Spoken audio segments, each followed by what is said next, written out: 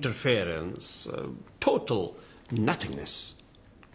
From here, I have to take the journey to point B in harmony, in peace, so that the past is not repeated, and to the prosperity of tomorrow.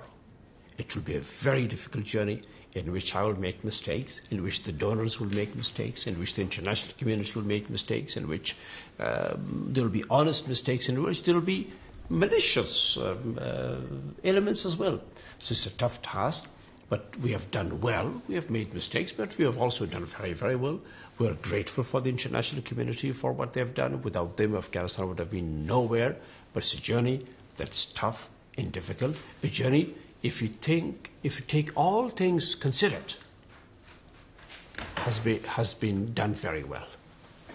Is that what you were trying to say with the little girl at the press conference, that it is for Afghans it's very hard to distinguish the bad and the good and the bad? I mean, no. Trying to because a lot of people are in favor of the Taliban, of course. It isn't good and bad, or is it? They are not in favor of the Taliban. They are not in favor of the Taliban. They just compare some aspects of life today to the days of the Taliban.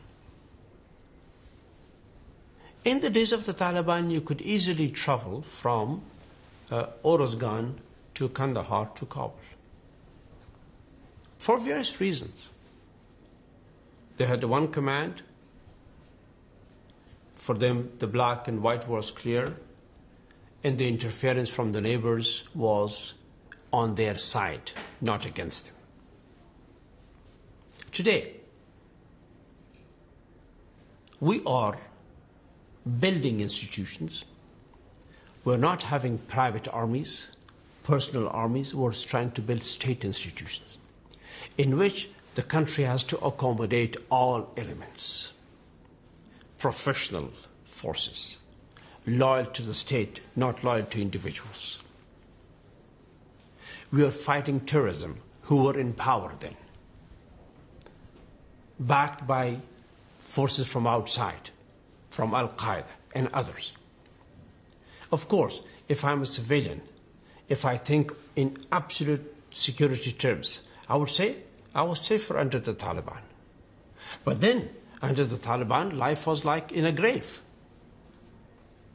So you do understand the difficulty of those persons, of the people on the... Absolutely. They want better security, which is their right.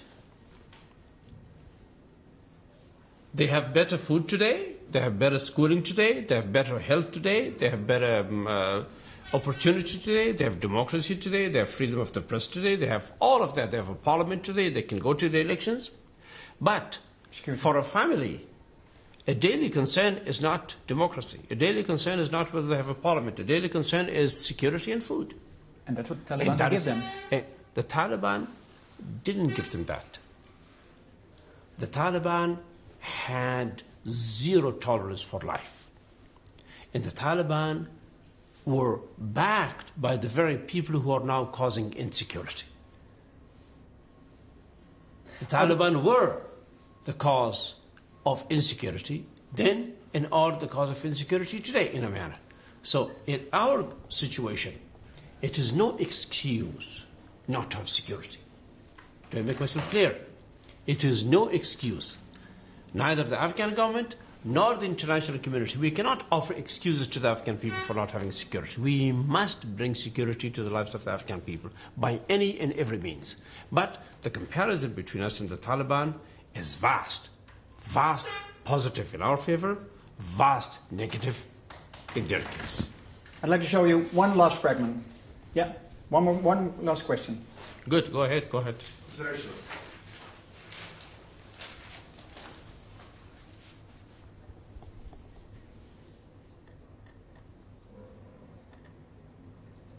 Mr. President, sir, I'm the private first class Nico Koster. In March, I returned with my unit from a 4-month tour in Deerwood. When I look back with mixed feelings. First, I'm very proud for our achievements together with our Afghan colleagues. And also, I feel very sad because we lost 2 of our guys and several are severely injured. Sir, What do you think of the performance of the Dutch army in Uruzgan? Well, young man, Mr. Costa, thank you for serving in my country. And thank you for helping the Afghan people have better security, have better opportunities. I think very, very highly of you and your friends and your colleagues and the Dutch army in Afghanistan. Very, very highly. And so do the people of Uruzgan.